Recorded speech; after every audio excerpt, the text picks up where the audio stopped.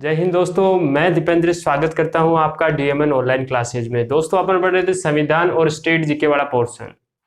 तो अपन state GK में पढ़ रहे थे ओडिशा, और संविधान में अपन ने लास्ट किया था फंडामेंटल राइट्स, मूल अधिकार। ठीक है, और अब अपन इसके अंदर आगे बढ़ेंगे। और आज अपन जो टॉपिक लेने वाले हैं संविधान के अंदर, देखो हर क्लास के जैसे होगा, पहले संविधान और उसके बाद में लास्ट में अपन स्टेट जीके का पोर्शन देखेंगे। तो संविधान में अपन जो स्टार्टिंग में लेने वाले हैं वो अपन लेंगे आज नीति निर्देशक तत्व है। ठीक है, क्या लेने वाले हैं आज अपन? नीति निर्देशक तत्व। तो आज अपन लेंगे नीति निर्देशक तत्व। इंग्लिश में अपन इनको बोलेंगे directive principles of state policy, राज्य के नीति निर्देशक तत्व। क्या बोलेंगे? राज्य के नीति निर्देशक तत्व, directive principles of state policy. ठीक है दोस्तों, अब सबसे पहली बात तो अपने सामने ये आती है कि भाई नीति निर्देशक तत्व जो होते हैं ये क्या होते हैं। तो देखो, राज्य जो है, स्टेट जो है, वो जब भी कोई नीति बनाए, कोई भी पॉलिसी बनाए, राज्य जो है जब भी कोई नीति बनाए तो उसको निर्देश देने वाले, उसको डायरेक्शन देने वाले, ठीक है, उसको डायरेक्शन देने वाले जो सिद्धांत होते हैं, जो प्रिंसिपल होते हैं, ठीक है, उनको अपन क्या कहते हैं? नीति निर्देशक तत्व कहते हैं। तो दोबारा से सुनो, ध्यान से सुनना। राज्य को नीति बनाते समय यानी पॉलिसी बनाते समय जो निर्देश देने वाले, जो डायरेक्शन देने वाले, जो प्रिंसिपल्स होते हैं, जो सिद्धांत होते हैं, उनको अपन क्या कहते हैं? राज्य के नीति निर्देशक तत्व कहते हैं। सबसे पहली चीज तो ये होती है, ठीक है, कि भाई नीति निर्देशक तत्व कहा किसे जाता है। ठीक है, यानी ये क्या करते हैं? राज्य को नीति बनाने में सहायता करते हैं। ठीक है, और उनको ये निर्देश देते हैं कि भाई आप जो ये नीतियां बनाओगे ये किस तरीके की बनाओगे, आप जो ये नीति बनाओगे लोगों के लिए वो किस तरीके की बनाओगे, ये निर्देश देने वाले जो सिद्धांत होते हैं इनको अपन क्या कहते हैं? नीति निर्देशक तत्व कहते हैं। अब देखो दोस्तों, अगली चीज है कि भाई नीति निर्देशक तत्व जो है ये अपन ने जो है कहाँ से प्रभावित होकर लिए थे? नीति निर्देशक तत्व अपन ने जो भारतीय संविधान में लिए हैं ये कहाँ से प्रभावित होकर लिए थे? तो 1935 के अंदर, 1935 के अंदर जो एक्ट आया था, गवर्नमेंट ऑफ इंडिया एक्ट आया था, 1935 का जो भारत शासन अधिनियम आया था, उसके अंदर थे इंस्ट्रूमेंट ऑफ द इंस्ट्रक्शंस, निर्देशों के उपकरण, निर्देशों के उपकरण, इंस्ट्रूमेंट ऑफ द इंस्ट्रक्शंस, निर्देशों के उपकरण। किस एक्ट में? 1935 का जो एक्ट था उसके अंदर। उन निर्देशों के उपकरण से प्रभावित होकर अपन ने क्या बनाए हैं? नीति निर्देशक तत्व बनाए हैं। यानी नीति निर्देशक तत्व जो है ये भारतीय संविधान लागू होने से पहले भारत के अंदर किसी और रूप के अंदर थे, जहां पर इनको क्या कहा जाता था? इंस्ट्रूमेंट ऑफ द इंस्ट्रक्शन, निर्देशों के उपकरण। लेकिन जब भी आपने बुक्स पढ़ी होगी तो आपने ये देखा होगा कि जब भी अपन देखते हैं कि भाई नीति निर्देशक तत्व अपन ने कहाँ से लिए हैं, तो अपन कहते हैं अपन ने आयरलैंड से लिए हैं। अगर अपन ने यहाँ से लिए हैं तो फिर अपन को ये कहना चाहिए कि अपन ने ये 1935 के एक्ट से लिए हैं। लेकिन देखो, ये जो निर्देशों के उपकरण हैं ये भी अपन ने कहाँ से लिए हैं? उस समय कहाँ से लिए गए थे? आयरलैंड से लिए गए थे। कहाँ से लिए गए थे? आयरलैंड से लिए गए थे। रह जाएगा ध्यान। तो ये भी अपन ने कहाँ से लिए थे? आयरलैंड से। इसलिए अपन कहते हैं कि नीति निर्देशक तत्व जो है वो अपन ने कहाँ से लिए हैं? आयरलैंड से लिए हैं। रह जाएगा ध्यान। राज्य को नीति बनाते समय जो निर्देश देने वाले प्रिंसिपल्स होते हैं उनको राज्य के नीति निर्देशक तत्व कहते हैं। 1935 के एक्ट के अंदर ये निर्देशों के उपकरण इंस्ट्रूमेंट ऑफ द इंस्ट्रक्शंस नाम से थे, जो अपन ने कहाँ से लिए थे? आयरलैंड से। इनसे प्रभावित होकर अपन ने क्या बनाए हैं? नीति निर्देशक तत्व बनाए हैं। ठीक है, अब अगली चीज अपने सामने ये आती है कि भाई इनको बनाने की क्या जरूरत होती है, क्यों बनाए जाते हैं, ये क्यों संविधान में जोड़े जाते हैं? तो देखो दोस्तों, नीति निर्देशक तत्व इसलिए बनाए जाते हैं कि राज्य जो होता है उसको एक कल्याणकारी राज्य बनाने के लिए, राज्य को एक वेलफेयर स्टेट बनाने के लिए, कल्याणकारी राज्य जो है वेलफेयर स्टेट बनाने के लिए ये संविधान में जोड़े गए हैं। ठीक है, भारत कैसा हो? एक कल्याणकारी राज्य हो, इसके लिए क्या जोड़े गए हैं? नीति निर्देशक तत्व। ठीक है, देखो एक होता है पुलिस राज, पुलिस स्टेट आपने नाम सुना होगा। पुलिस राज्य क्या करता है? पुलिस स्टेट जो होता है वो क्या करता है? तो पुलिस स्टेट क्या करता है, वो ये करता है कि भाई देश की जो है बाहरी आक्रमणों से रक्षा करेगा, एक्सटर्नल अटैक से जो देश है उसको प्रोटेक्ट करेगा, उसको बचाएगा बाहरी आक्रमणों से। ठीक है, इसके अलावा वो क्या करेगा कि भाई राजस्व ले लेगा, ठीक है, पब्लिक ऑर्डर जो लोक व्यवस्था उसको मेंटेन रखेगा, उसका ये काम होगा। लेकिन एक कल्याणकारी राज्य जो होता है, जो लोगों का हर चीज का ध्यान रखे, हर चीज का ध्यान रखा जाता है, उसकी जन्म से लेकर उसकी मृत्यु तक हर एक चीज का जहां पर ध्यान रखा जाए, जहां पर ज्यादा से ज्यादा लोगों का क्या किया जाए, भला किया जाए, तो वो कैसा राज्य होता है, कल्याणकारी राज्य। तो एक पुलिस स्टेट ना बने, क्या बने, कल्याणकारी राज्य बने। ठीक है, तो इसके लिए क्या बनाए गए थे, नीति निर्देशक तत्व भारतीय संविधान में जोड़े गए थे। तो अच्छे से ध्यान रखना है कि एक कल्याणकारी राज्य बनाने के लिए जो है वो नीति निर्देशक तत्व जो है वो जोड़े गए हैं। रह जाएगा ध्यान यहां तक का।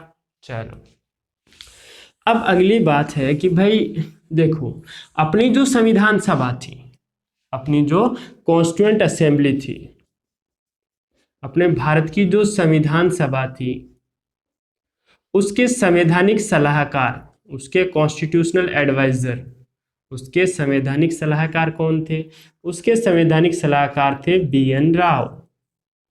भारतीय जो संविधान सभा थी इसके संवैधानिक सलाहकार कौन थे, बी.एन. राव।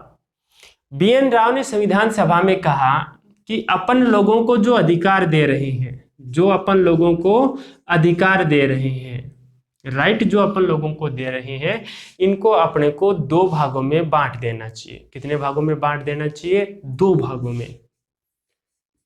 तो बी.एन. राव ने ये कहा कि अपन लोगों को जो अधिकार दे रहे हैं, जो राइट दे रहे हैं, इनको अपने को 2 भागों में बांट देना चाहिए।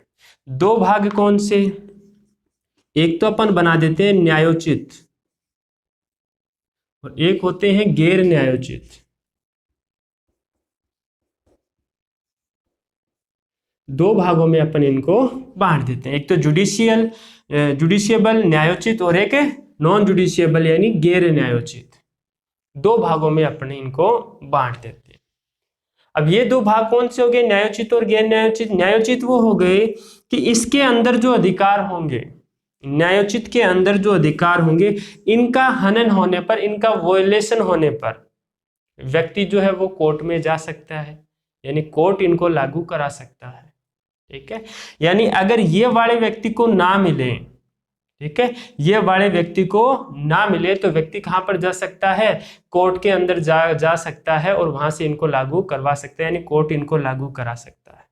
ठीक है, और एक अपन डाल देते हैं कुछ किसके अंदर, नॉन जुडिशियबल के अंदर, गैर न्यायोचित के अंदर, जिनके लिए व्यक्ति कोर्ट में नहीं जा सकता या जिनको कोर्ट के द्वारा लागू नहीं करवाया जा सकता है, वो कौन से होंगे, गैर न्यायोचित। तो इस बात को अपनी जो प्रारूप समिति थी, जो भीमराव अंबेडकर जिसके अध्यक्ष थे, अपनी जो ड्राफ्ट कमेटी थी, उसने इस बात को स्वीकार कर लिया। अपनी जो प्रारूप समिति थी उसने इस बात को स्वीकार कर लिया और फिर करा क्या गया, जो न्यायोचित थे यानी जिनको कोर्ट के द्वारा लागू करवाया जा सकता है, इनको तो बना दिया गया, इनको डाल दिया गया भाग 3 में। कौन से पार्ट में, पार्ट 3 के अंदर। और इनको क्या कहा गया, इनको कहा गया मूल अधिकार, यानी इनको क्या कहा गया, फंडामेंटल राइट्स कहा गया। ठीक है दोस्तों, और जो गैर न्यायोचित थे, ये वाले जो थे, ठीक है, जिनको न्यायालय के द्वारा लागू नहीं करवाया जा सकता है, उनको जो है भाग 4 में डाला गया। किस में डाला गया, भाग 4 में, पार्ट 4 के अंदर इसको डाला गया और इनको क्या नाम दिया गया, नीति निर्देशक तत्व नाम दिया गया। आई बात समझ में।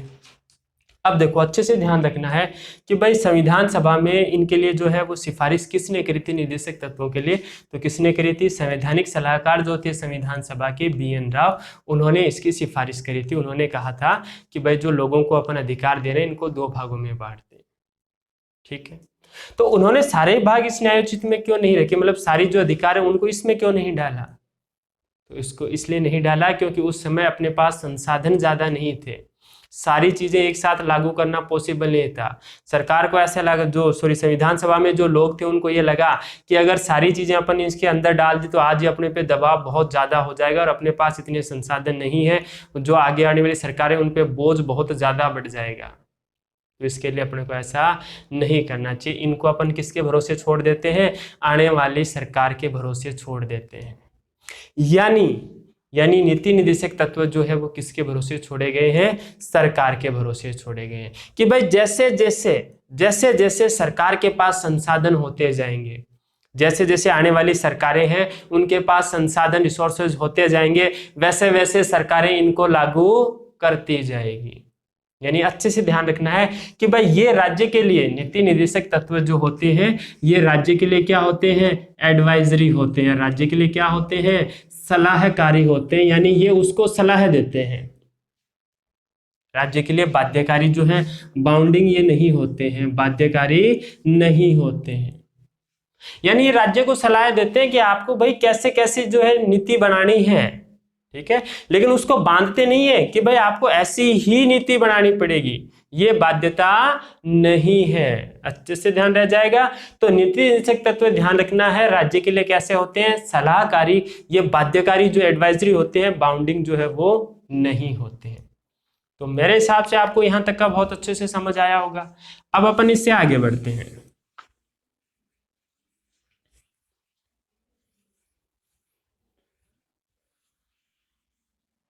आगे देखो, इनमें ध्यान रखना है कि भाई अपने जो नीति निर्देशक तत्व हैं इनके अंदर अपने को गांधीवादी सिद्धांत देखने को मिलते हैं। गांधी दर्शन अपने को देखने मिलता है। गांधीयन फिलोसॉफी अपने को यहाँ पर देखने को मिलती है। यानी अपने को यहाँ पर क्या देखने को मिलते हैं? गांधीवादी सिद्धांत। यानी गांधी जी ने जो भारत सोचा था कि भाई भारत जो है वो किस तरीके का होना चाहिए, यहाँ की सरकार है वो किस तरीके की होनी चाहिए, यहाँ का भारत है ये कैसा होना चाहिए, यहाँ की सरकार है वो कैसी होनी चाहिए, तो वो चीज जो है वो अपने को कहाँ पर देखने को मिलती है? नीति निर्देशक तत्वों में। तो ध्यान रखना है, एक बार ये क्वेश्चन भी आया था कि भारतीय संविधान में गांधीवादी सिद्धांत कहाँ देखने को मिलते हैं? तो कहाँ देखने को मिलते हैं? नीति निर्देशक तत्वों में। जैसे गांधी जी कहते थे कि भाई ग्राम पंचायत होनी चाहिए, छोटे से छोटे स्तर पर शासन होना चाहिए, ठीक है, तो ग्राम पंचायतों के बारे में यहाँ पर उल्लेख है। कुटीर उद्योगों को यहाँ पर प्रोत्साहन दिया गया है, गांधी जो कहते थे, ठीक है। यहाँ पर पशु बलि पर रोक लगाई गई है। गांधी जी कहते थे कि भाई पशुओं के साथ क्रूरता नहीं होनी चाहिए, तो वो चीज अपने को यहाँ पर देखने के लिए मिलती है। मादक जो पदार्थ है उनके ऊपर यहाँ पर प्रतिबंध के लिए कहा गया, लिकर जो होते हैं उनके लिए, तो ये भी गांधी जी ने कहा था, ठीक है। तो गांधी जी ने जो भारत सोचा था वो अपने को कहाँ पर देखने को मिलता है? तो वो अपने को देखने को मिलता है नीति निर्देशक तत्वों में। तो मेरे हिसाब से आपको यहाँ तक का बहुत अच्छे से समझ में आया होगा। अब देखो अपन इससे आगे बढ़ते हैं। अब एक चीज और अपने को ध्यान रखनी है, अपने को ध्यान ये रखनी है कि भाई ये जो एक तो होते हैं मूल अधिकार और एक होते हैं नीति निर्देशक तत्व, राज्य के नीति निर्देशक तत्व, ठीक है, directive principles of state policy और एक फंडामेंटल राइट्स। इन दोनों में क्या अंतर होता है? तो अपन ने इनके अंदर देखा है कि नीति निर्देशक तत्व जो होते हैं ये तो जुडिशियबल होते हैं, वाद योग्य होते हैं, लेकिन नीति निर्देशक तत्व वाद योग्य नहीं होते। यानी मूल अधिकार जो है ये तो वाद योग्य होते हैं, लेकिन नीति निर्देशक तत्व वाद योग्य नहीं होते हैं। ये तो मैं आप लोगों को बता ही चुका हूं। दूसरा भाई इनका नेचर कैसा होगा, ये कैसे होते हैं, इनकी प्रवृत्ति कैसी होती है? तो ध्यान रखना है, इसकी प्रवृत्ति कैसी होती है? नकारात्मक। और जो नीति निर्देशक तत्व होते हैं इनकी प्रवृत्ति कैसी होती है, नेचर कैसा होता है? तो अफर्मेटिव होता है, यानी सकारात्मक होता है। इसका क्या मतलब हुआ कि भाई यहाँ पर मूल अधिकार जो होते हैं ये राज्य पर प्रतिबंध लगाते हैं कि आपको ऐसा ऐसा नहीं करना है, किसी के साथ ये नहीं होना चाहिए। यानी ये राज्य को रोकते हैं कि भाई तानाशाही ना हो जाए, इसके लिए क्या करते हैं? राज्य को रोकते हैं कि आपको ये चीजें नहीं करनी है। लेकिन अगर अपन वही नीति निर्देशक तत्वों की बात करें तो ये सरकार को आदेश देते हैं कि आपको ये चीजें करनी है, आपको ये करना है, वो करना है, वो करना है, वो करना है। तो ये सरकार को आदेश देते हैं, ये सकारात्मक है कि आपको ये चीजें करनी है, और ये वाले ये सरकार को रोकते हैं कि आपको ऐसा ऐसा नहीं करना है। आई बात समझ में? तो ये इन दोनों में जो है मुख्य अंतर होता है। अब अपन इससे आगे बढ़ते हैं दोस्तों। तो अपन जो नीति निर्देशक तत्वों की बात कर रहे हैं, तो आपको ध्यान ये रखना है सबसे पहली बात कि ये संविधान के किस भाग में दिए गए हैं। तो ये संविधान के किस भाग में दिए गए हैं? भाग 4 के अंदर। अगला भाई ये कौन से आर्टिकल तक दिए गए हैं, ठीक है। तो ये आर्टिकल दिए गए हैं 36 से 51 तक। कहाँ से कहाँ तक दिए गए हैं, 36 से 51 तक। अगला अपन ने ये किस देश से लिए हैं, तो ये अपन ने किस देश से लिए हैं, आयरलैंड से लिए। कहाँ से लिए हैं, आयरलैंड से।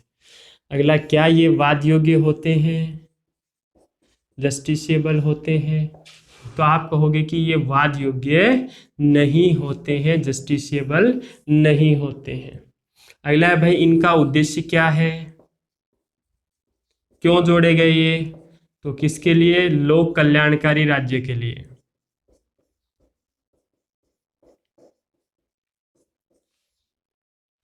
एक पब्लिक वेलफेयर स्टेट बनाने के लिए, एक लोक कल्याणकारी राज्य बनाने के लिए जो है वो भारतीय संविधान के अंदर क्या जोड़े गए थे, नीति निर्देशक तत्व जोड़े गए थे।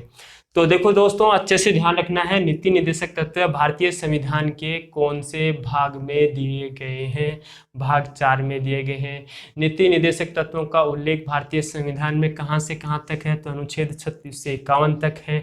नीति निर्देशक तत्व अपन ने कहां से लिए हैं, तो आप कहोगे आयरलैंड से लिए हैं। आपसे पूछा जाए क्या नीति निर्देशक तत्व वाद योग्य होते हैं, तो आप कहोगे वाद योग्य ये नहीं होते हैं। अगला कि भाई नीति निर्देशक तत्वों का उद्देश्य क्या है, तो इसका उद्देश्य होता है कि भाई लोक कल्याणकारी राज्य की स्थापना करना। अच्छे से ध्यान रह जाएगा। तो ये चीजें तो आपको ध्यान रखनी ही नहीं है। अब देखो यहाँ पर जब ध्यान रखनी है अपने को ये बातें, तो साथ में आपको एक दो चीज और ध्यान रखनी है यहीं पर। एक ये ध्यान रखना है कि भाई ये राज्य के लिए कैसे होते हैं, तो आपको मैं पहले बता चुका हूँ ये राज्य के लिए कैसे होते हैं, तो सलाहकारी होते हैं। ये राज्य के लिए कैसे होते हैं, सलाहकारी होते हैं। राज्य के लिए बाध्यकारी, एडवाइजरी होते हैं, बाउंडिंग ये नहीं होते हैं। अगला है कि संविधान सभा में इसकी सिफारिश किसने करी थी नीति निर्देशक तत्वों की, तो आप क्या बोलोगे, संविधान सभा में इन BN राव जो है उन्होंने इनकी क्या करी थी, सिफारिश करी थी। रह जाएगा ध्यान अच्छे से। अब जब संविधान सभा में इनको जोड़ने की बात आई थी, फिर जब इनको जोड़ा गया तो कुछ लोगों ने इसकी आलोचना भी करी थी। इनमें एक KT शाह हैं, उनकी आलोचना बहुत बार पूछी जाती है और हर साल एग्जाम में लगभग ये क्वेश्चन आता ही आता है। KT शाह ने इनके लिए टिप्पणी की, क्योंकि कुछ लोग नाराज थे कि भाई आप जो है ना इनको इस तरीके से बना रहे हो कि आने वाली सरकारों के भरोसे छोड़ रहे हो, तो सरकारें तो इनको लागू करेगी नहीं, ठीक है, उनको क्या जरूरी है इनको लागू करने की, वो भी आगे आने वाली सरकार के भरोसे छोड़ते जाएंगे, फिर वो अगली सरकार आएगी वो उससे अगली सरकार के भरोसे छोड़ देगी, तो या तो इनको आज ही जोड़ो वरना इनको जोड़ो ही मत। तो KT शाह ने यहाँ पर एक टिप्पणी करी थी कि भाई ये एक ऐसे बैंक का चेक है, ये एक ऐसे बैंक का चेक है जिसका भुगतान बैंक की इच्छा पर ही निर्भर करता है। ठीक है, ध्यान रह जाएगा कि KT शाह ने क्या कहा था इनके लिए कि भाई ये एक ऐसे बैंक का चेक है जिसका भुगतान उस बैंक की इच्छा पर ही निर्भर करता है। ये बहुत अच्छे से ध्यान रखनी है, आपको बता देता हूँ, फिर से मैं कह देता हूँ कि ये वाली चीज जो है ये इंपॉर्टेंट है और बहुत इंपॉर्टेंट है। ठीक है, तो KT शाह ने इनके लिए क्या कहा कि ये एक ऐसे बैंक का चेक है जिसका भुगतान उस बैंक की इच्छा पर ही निर्भर करता है। ठीक है, अगला है एक टिप्पणी और करी थी श्री नसरुद्दीन ने। श्री नसरुद्दीन जो है इन्होंने एक टिप्पणी करी थी। इन्होंने क्या कहा था, इन्होंने ये कहा कि ये जो सिद्धांत हैं, ये जो प्रिंसिपल्स हैं, ये जो सिद्धांत हैं, ये नववर्ष प्रस्ताव की तरह, यानी न्यू ईयर रिजोल्यूशंस की तरह, नववर्ष प्रस्ताव की तरह है। ठीक है, जो जनवरी महीने में टूट जाते हैं। यानी अपन जब 31 मार्च को अगले नई साल के लिए प्लान बना रहे थे कि भाई कल से अपन सुबह जो 4 बजे उठेंगे, ये करेंगे वो करेंगे, तो अपन बहुत सारी चीजें सोचते हैं, लेकिन 1-2 दिन के अंदर वो सारी चीजें टूट जाती है। ठीक है ना, तो वैसे नसीरुद्दीन ने कहा कि भाई जो है ये सिद्धांत नववर्ष प्रस्ताव की तरह, यानी पार्टियां जब चुनाव लड़ेगी तो अपने जो घोषणा पत्र होगा उसमें कहेगी कि हाँ हम ये सारी चीजें कर देंगे, लेकिन जैसे ही वो लोग जीत जाएंगे तो उसके बाद इनको लागू नहीं करेंगे। तो इनके ऊपर टिप्पणी की गई थी। तो यहाँ पर सबसे जो इम्पोर्टेंट जो टिप्पणी है वो आपको ध्यान रखनी है, जो किसने करी है, KT शाह ने करी है। तो मेरे हिसाब से आपको यहाँ तक का बहुत अच्छे से समझ में आया होगा। अब अपन इससे आगे बढ़ते हैं। और देखो दोस्तों, आपको ध्यान रखना है कि डायरेक्टिव प्रिंसिपल्स जो है ना, इनमें से भी बहुत बार क्वेश्चन पूछ ले जाते हैं। जैसे अगर मैं बात करूं कि भाई SSC है तो SSC पूछती है, रेलवे पूछती है, ठीक है ना। पटवार जो है वो पूछ सकती है, सीडीएस है वो पूछ सकती है, तो इनसे क्वेश्चन आता ही रहता है। तो आपको मूल अधिकार जो है, fundamental rights and directive principle जो है, इनको बहुत अच्छे से ध्यान रखना है। ठीक है, तो यहाँ तक का मेरे हिसाब से आपको समझ में आया होगा। अब अपन इससे आगे बढ़ते हैं। अब अपन इसमें जो आर्टिकल है उनके बारे में बात करते हैं। इसमें जो आर्टिकल दिए गए हैं उनके बारे में अपन बात करते हैं। तो सबसे पहले अपने सामने जो आर्टिकल आता है वो आता है आर्टिकल 36। कौन सा आर्टिकल आता है? आर्टिकल 36। आर्टिकल 36 में भी दी गई है राज्य की परिभाषा। क्या दी गई है? राज्य की परिभाषा। तो देखो, अपन ने देखा, जब अपन मूल अधिकार पढ़ रहे थे तो अनुच्छेद 12 देखा अपन ने, वहां पर भी दिया गया था डेफिनेशन ऑफ स्टेट, राज्य की परिभाषा दी गई थी, डेफिनेशन ऑफ स्टेट दी गई थी। कहां पर? अनुच्छेद 12 में। कहां पर? मूल कर्तव्यों के अंदर। ठीक है, सॉरी, मूल अधिकार के अंदर, सॉरी, मूल अधिकार के अंदर, फंडामेंटल राइट्स के अंदर। तो वहां पर भी मूल अधिकार में अनुच्छेद 12 में राज्य की परिभाषा थी। और आपको ध्यान रखना है कि अनुच्छेद जो 36 है उसमें भी क्या दिया गया है? राज्य के बारे में बताया गया है। और यहाँ पर ये कहा गया है कि भाई यहाँ पर भी राज्य का वही अर्थ है, यहाँ पर भी इस राज्य का वही अर्थ है जो कहाँ पर था? अनुच्छेद 12 में। यानी अनुच्छेद 12 में जो राज्य था वही राज्य का मतलब यहाँ पर है। रह जाएगा ध्यान। तो अब मान लो क्वेश्चन अगला देता है कि भाई राज्य की परिभाषा कहाँ पर दी गई है, ठीक है, या कोई किस किस आर्टिकल में है, और वहां पे अगर राज्य का अर्थ दिया गया है तो अनुच्छेद 12 दे दे, अनुच्छेद 36 दे दे। तो आपको ध्यान रखना है भाई इन दोनों में ही राज्य के बारे में बात करी गई है। रह जाएगा ध्यान। तो अनुच्छेद 36 राज्य की परिभाषा देता है, यानी राज्य का वही अर्थ है, ये कहता है कि जो कहाँ पर है? अनुच्छेद 12 के अंदर है। रह जाएगा ध्यान। उसके बाद अपन आगे बढ़े दोस्तों, तो अगला आर्टिकल आता है आर्टिकल 37। कौन सा आर्टिकल आता है? आर्टिकल 37 आता है।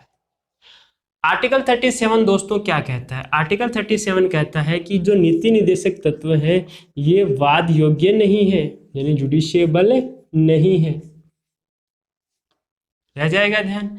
आर्टिकल 37 क्या कह रहा है कि डायरेक्टिव प्रिंसिपल्स जो है, जो जस्टिसिएबल नहीं है, वाद योग्य नहीं है, यानी कोर्ट के द्वारा इनको लागू नहीं करवाया जा सकता है। ठीक है, सरकार के भरोसे हैं। ठीक है, लेकिन साथ में ये भी कहा गया है कि सरकार नीति बनाते समय, गवर्नमेंट जो है वो पॉलिसी बनाते समय या राज्य नीति बनाते समय ध्यान रखेगा या इनके अनुसार देख बनाने की कोशिश करेगा। ठीक है, साथ में कहा गया है कि जब स्टेट जब कोई नीति बनाएगा तो वो कोशिश करेगा कि भाई किसके अनुसार बनाए? इन्हीं के अनुसार बनाए। भाई ये कहा गया कि भाई ये वाद योग्य तो नहीं है, लेकिन स्टेट जब नीति बनाए तो उस समय ध्यान रखिए कि वो इनके अनुसार बनाने की कोशिश करे। आई बात समझ में? अगला आर्टिकल, आर्टिकल 38। आर्टिकल 38 आर्टिकल 38 ये कहता है कि भाई राज्य ऐसी नीति बनाएगा, राज्य क्या करेगा? ऐसी पॉलिसी बनाएगा, ऐसी नीति बनाएगा जिससे क्या हो? सामाजिक, राजनीतिक और आर्थिक न्याय की प्राप्ति हो।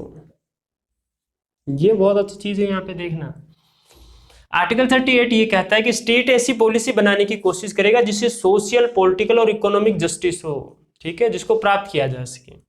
यानी राज्य ऐसी नीति बनाएगा जिससे सामाजिक, राजनीतिक और आर्थिक, इकोनॉमिक जो न्याय है, जस्टिस है, इसकी क्या हो? प्राप्ति हो। अब अपन जब प्रस्तावना पढ़ रहे थे, प्रियम्बल उद्देशिका अपन पढ़ रहे थे, उस टाइम मैंने कहा था कि देखो सामाजिक, आर्थिक, राजनीतिक जो न्याय है वो एक तो प्रस्तावना में बताया गया और साथ में कहां पर बताया गया है? राज्य के जो नीति निर्देशक तत्व है वहां पे बताया गया। तो ध्यान रखना है ये, और कहां पर बताया गया है? आर्टिकल 38 में। यानी सामाजिक, आर्थिक और राजनीतिक जो न्याय है ये एक तो आर्टिकल 38 में नीति निर्देशक तत्वों में बताया गया है। ठीक है, और एक साथ में कहां पर बताया गया है? तो साथ में ये बताया गया है प्रस्तावना के अंदर, प्रियम्बल में ये बताया गया है। आगे अपन इससे बढ़ते हैं।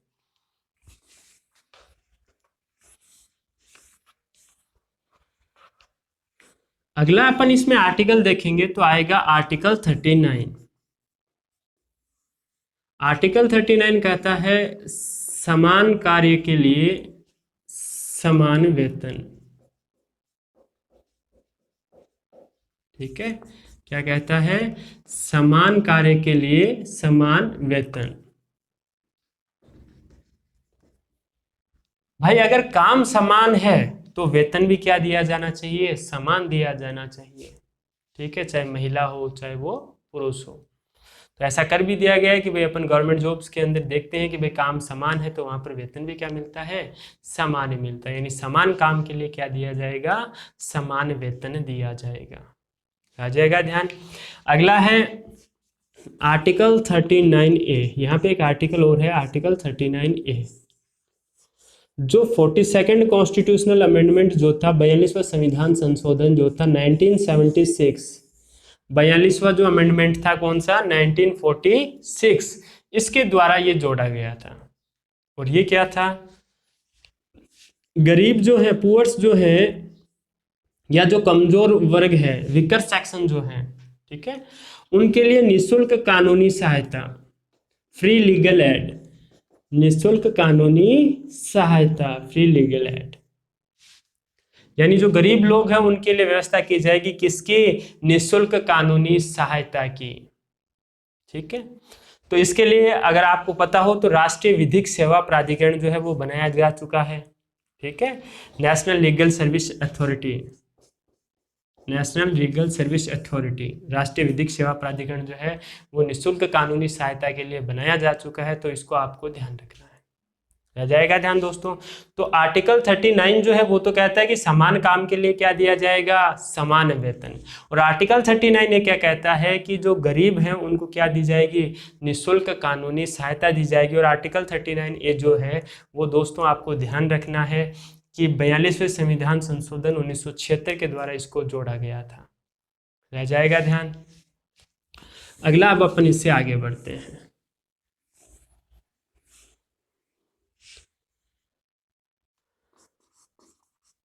अनुच्छेद 40। अनुच्छेद 40 के अंदर दोस्तों बताया गया है ग्राम पंचायतों का संगठन या ग्राम पंचायतों का गठन, ऑर्गेनाइजेशंस ऑफ ग्राम पंचायत्स, यानी ग्राम पंचायतों का क्या किया जाएगा, गठन किया जाएगा। इनको पावर जो है वो दी जाएगी। ठीक है, तो ग्राम पंचायतों के गठन से संबंधित कौन सा आर्टिकल है, अनुच्छेद 40। अच्छे से ध्यान रह जाएगा। आगे अपन बढ़ते हैं, अगला आर्टिकल आता है आर्टिकल 41, डायरेक्टिव प्रिंसिपल्स जो है, नीति निर्देशक तत्व जो है, उनमें अगला आर्टिकल कौन सा है, आर्टिकल 41। आर्टिकल 41 कहता है काम पाने, शिक्षा पाने और कुछ दशाओं में लोक सहायता पाने का अधिकार।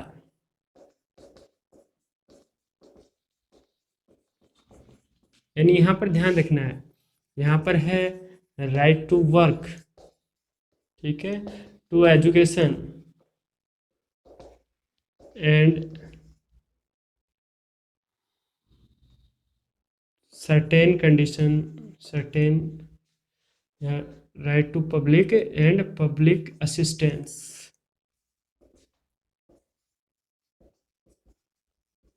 इन सर्टेन सिचुएशंस।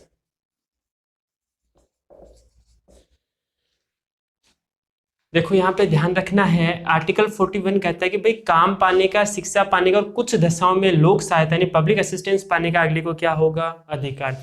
अब देखो ध्यान रखना है, काम पाने का अधिकार, काम का अधिकार, राइट टू वर्क किस आर्टिकल में आता है, आर्टिकल 41 में आता है।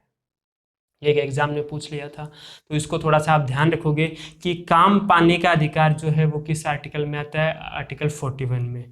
इसके अलावा शिक्षा पाने का अधिकार भी है यहाँ पर।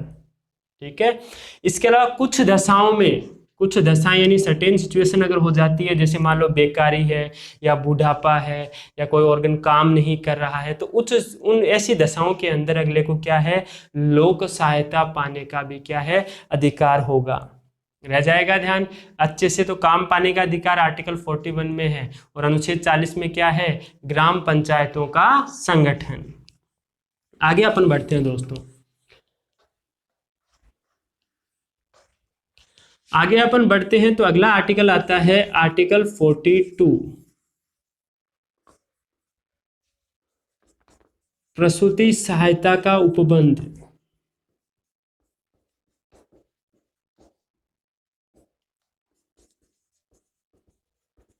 Provision for maternity relief.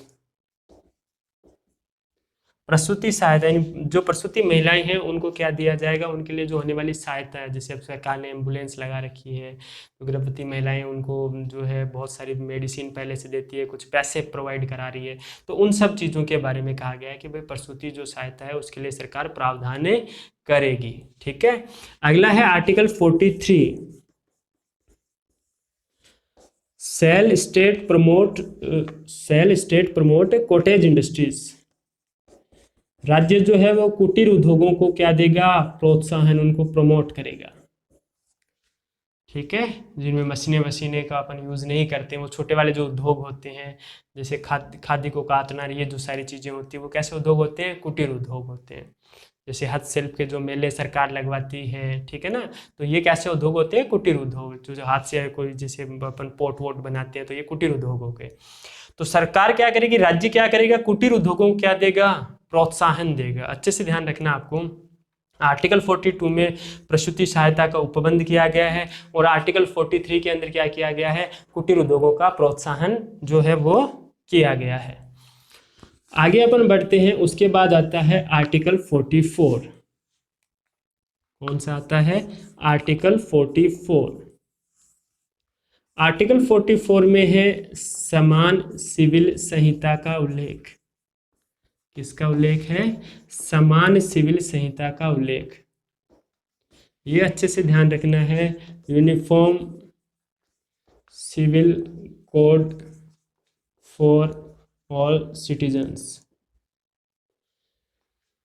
यानी यहाँ पर क्या बताई गई है, समान सिविल संहिता। देखो आपको ध्यान रखना है, अपने भारत के अंदर क्रिमिनल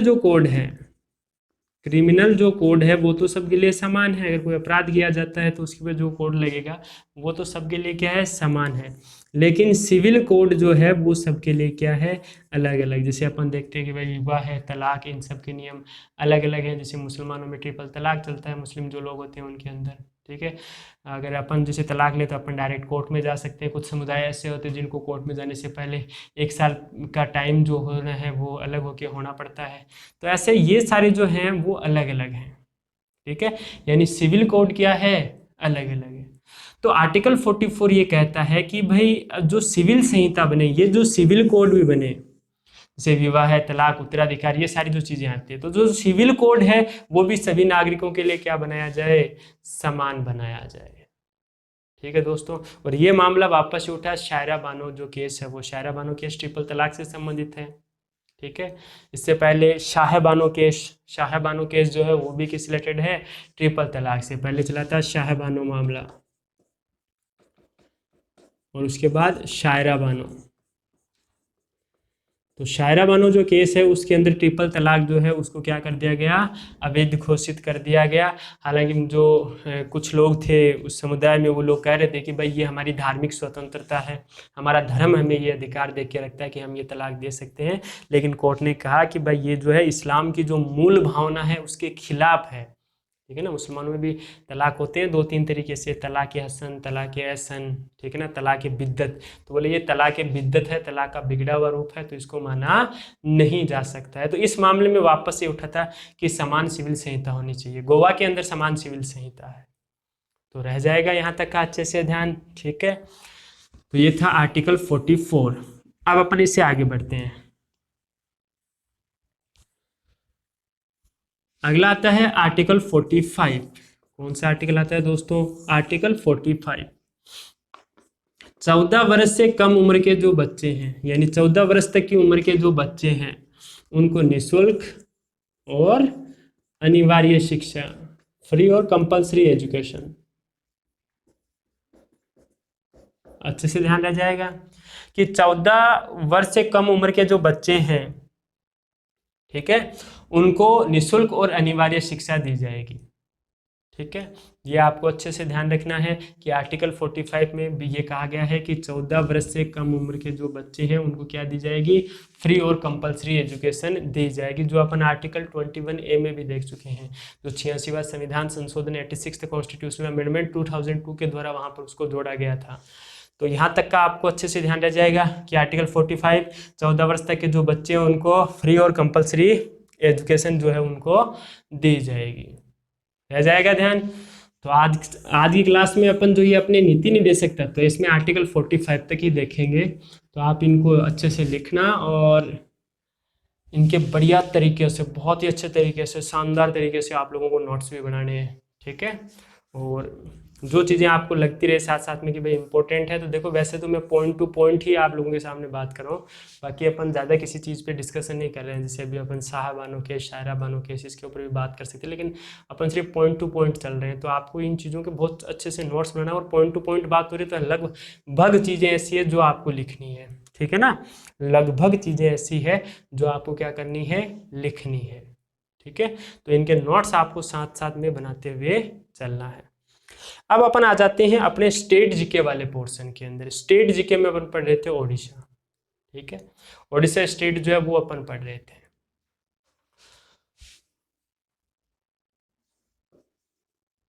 तो अब अपन ओडिशा में आगे पढ़ने के लिए स्टार्ट करते हैं।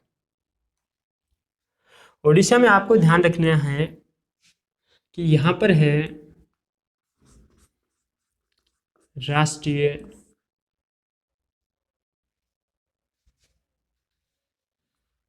चावल शोध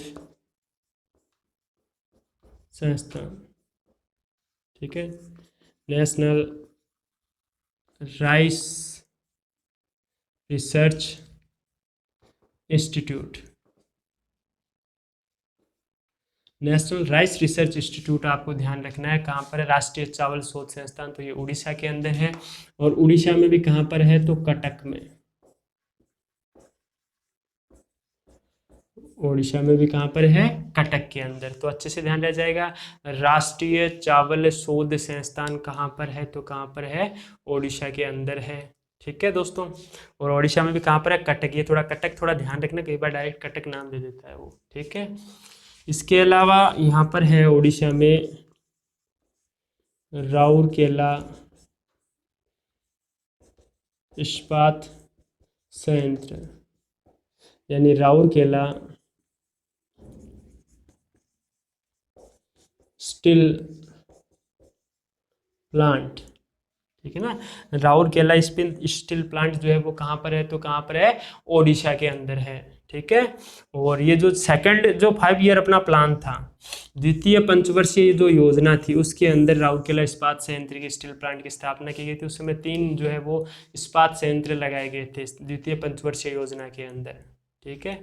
और एक तो था राउरकेला, एक था भिलाई और एक था दुर्गापुर, ठीक है ना। राउरकेला, भिलाई और दुर्गापुर जो है वो 3 स्टील प्लांट जो है उनकी स्थापना की गई थी। अगला है, देखो यहाँ पर आपको ध्यान रखना है कि ये राउरकेला इस्पात संयंत्र जो है वो किसके सहयोग से लगाया गया था, किस देश के सहयोग से लगाया गया था, तो जर्मनी के सहयोग से स्थापना की गई थी।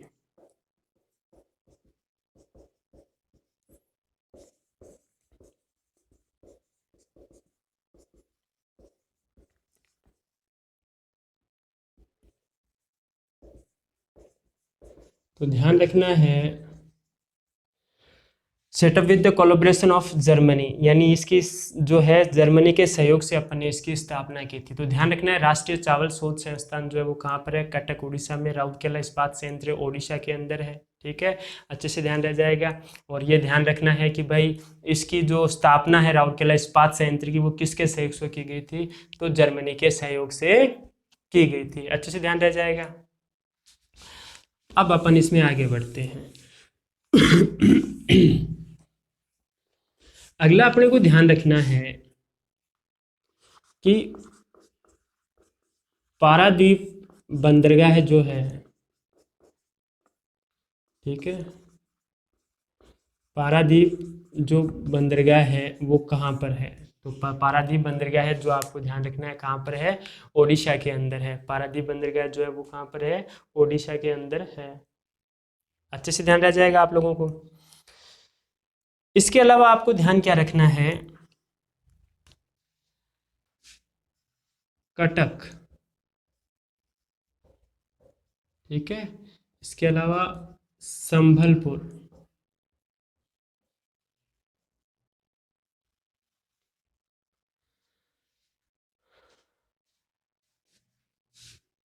कटक और संबलपुर जो है वो किस नदी किनारे स्थित है, किस रिवर बैंक पर लोकेटेड है या सिचुएटेड है। तो आपको ध्यान रखना है कटक और संबलपुर जो है वो किस नदी किनारे स्थित है, तो आप किस नदी किनारे बताओगे, महानदी किनारे स्थित है। किस नदी किनारे स्थित है, महानदी किनारे स्थित है। रह जाएगा ध्यान कि कटक जो है, यहाँ कटक, यहाँ पर महानदी अपना डेल्टा बनाती है, ठीक है ना। तो कटक और संबलपुर जो है वो किस रिवर बैंक पर लोकेटेड है, तो आप किस रिवर बैंक पर लोकेटेड बताओगे इसको, आप बताओगे कि महानदी किनारे ये स्थित है। पारादीप बंदरगाह है, ओडिशा के अंदर है। कटक, ओडिशा में जो कटक और संबलपुर है वो महानदी किनारे स्थित है।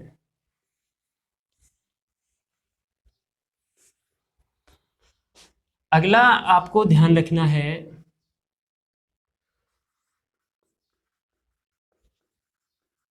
उड़ीसा में क्रोमाइट जो है, ठीक है ना, इसका सर्वाधिक उत्पादन होता है। भारत में क्रोमाइट जो है उसका सर्वाधिक हाईएस्ट प्रोडक्शन कहाँ पर होता है, तो ओडिशा के अंदर होता है, ठीक है। इसके अलावा बॉक्साइट जो है इसका भी सर्वाधिक उत्पादन जो है वो कहाँ पर होता है, ओडिशा के अंदर होता है, ठीक है। बॉक्साइट जो है इसका भी सर्वाधिक उत्पादन कहाँ पर होता है भारत में, तो ओडिशा के अंदर होता है। इसके अलावा मैग्नीज जो है, मैग्नीज का भी सर्वाधिक उत्पादन जो है वो कहाँ पर होता है, ओडिशा में होता है। अच्छे से ध्यान रख जाएगा। बॉक्साइट में ध्यान रखना है ये क्या होता है, तो एल्यूमिनियम का एस्क होता है। बॉक्साइट जो होता है वो किसका एस्क होता है, तो एल्यूमिनियम का एस्क होता है बॉक्साइट। रह जाएगा ध्यान। तो क्रोमाइट, बॉक्साइट और मैग्नीज, ठीक है ना, इनका सर्वाधिक उत्पादन कहाँ पर होता है, हाईएस्ट प्रोडक्शन कहाँ पर होता है भारत में, तो आप कहाँ पर बताओगे, ओडिशा में।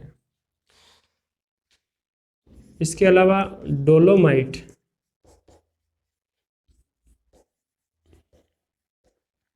डोलोमाइट इसका भी सर्वाधिक उत्पादन जो है वो कहाँ पर होता है, ओडिशा में। डोलोमाइट क्या होता है, तो ये होता है चूना पत्थर, एक प्रकार का क्या है, लाइमस्टोन, चूना पत्थर है, ठीक है। तो अच्छे से ध्यान रखना ये चारों चीज़ों के अंत, इन चारों के उत्पादन में फर्स्ट नंबर पे कौन है, तो फर्स्ट नंबर पे कौन है, ओडिशा। क्रोमाइट, बॉक्साइट, बॉक्साइट ध्यान रखना है एल्यूमिनियम का एस्क होता है। इसके अलावा मैग्नीज और डोलोमाइट, तो इन चारों का जो है सर्वाधिक उत्पादन कहाँ पर होता है, तो कहाँ पर होता है, ओडिशा के अंदर होता है, ठीक है। ये चारों ध्यान रह जाएंगे अच्छे से। उसके बाद अपन आगे बढ़े, तो एक क्वेश्चन बहुत बार एग्जाम में पूछा जाता है, ओडिशा में जो तलचर है ये किसके लिए प्रसिद्ध है, तो ओडिशा के अंदर तलचर और देशगढ़ जो है, ओडिशा में तलचर और देशगढ़ जो है वो किसके लिए प्रसिद्ध है, तो ये कोयले के लिए, ठीक है। कोल के लिए क्या है, प्रसिद्ध है, फेमस है। तो ध्यान रखना है, यहाँ पे कोयले उत्पादन में प्रथम नहीं बता रहा हूँ मैं, ठीक है, वो प्रथम में फर्स्ट आपको पहले बता चुका हूँ। अब ध्यान रखना है ओडिशा में तलचर, ये बहुत बार पूछा गया है तलचर का, तो ये ध्यान रखना है ओडिशा में तलचर और देशगढ़ जो है वो किसके लिए प्रसिद्ध है, तो कोयला के लिए प्रसिद्ध है। रह जाएगा आप लोगों को अच्छे से ध्यान, ठीक है। अगला देखो,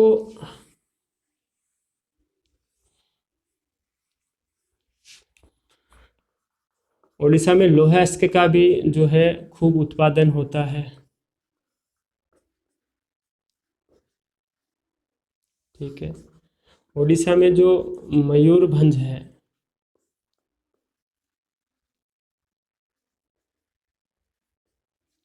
ओडिशा में जो मयूरभंज है वो किसके लिए प्रसिद्ध है, तो लोहे इस्क के लिए प्रसिद्ध है।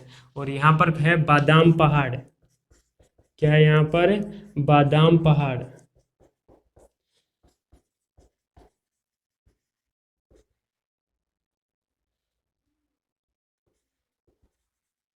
ओडिशा में बादाम पहाड़, ये ध्यान रखना है, ये बादाम पहाड़ वाला ये भी खूब बार पूछा गया है कि ओडिशा में बादाम पहाड़ जो है वो किसके लिए प्रसिद्ध है, लोहे इस्क के लिए प्रसिद्ध है।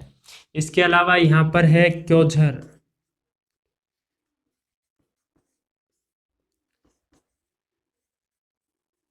क्योंझर जो है ये किसके लिए प्रसिद्ध है? तो ये किसके लिए प्रसिद्ध है? तो आपको ध्यान रखना है कि ये भी लोहा अयस्क के लिए प्रसिद्ध है। हालांकि कटक जो है, कटक यहाँ से भी लोहा अयस्क जो है वो निकाला जाता है उड़ीसा के अंदर। इसके अलावा हीरापुर पहाड़ी, हीरापुर हिल्स जो है, हीरापुर जो पहाड़ी है वहाँ से भी जो है लोहा अयस्क निकाला जाता है। ठीक है दोस्तों, अच्छे से ध्यान रह जाएगा। इसके अलावा एक और है वहाँ पर तोमका श्रेणी, तोमका रेंज, तोमका श्रेणी जो है वो भी किसके लिए प्रसिद्ध है? लोहा अयस्क के लिए प्रसिद्ध है। तो ध्यान रखना है, लोहा अयस्क के लिए मयूरभंज, क्योंझर, ठीक है, मयूरभंज में बादाम पहाड़ प्रसिद्ध है। इसके अलावा कटक से भी लोहा अयस्क, इसके अलावा हीरापुर पहाड़ी, तोमका श्रेणी जो है वो रह जाएगा ध्यान। ये तोमका श्रेणी जो है ये ध्यान रखना है, ये तोमका श्रेणी कटक के अंदर है। कहाँ पर है? कटक, कटक में तोमका श्रेणी जो है वो रह जाएगा ध्यान। अब अपने सामने ओडिशा से रिलेटेड एक तो रहे हैं यहाँ के टेम्पल, प्रमुख मंदिर, और यहाँ से रिलेटेड डांस, जो इस बार क्वेश्चन भी आ चुका है CHSL के अंदर, ओडिशा का जो नृत्य है उससे रिलेटेड, वो अपन जो है वो नेक्स्ट क्लास के अंदर देखेंगे। तो आप यहाँ तक का बहुत अच्छे से याद करना है। Thank you so much.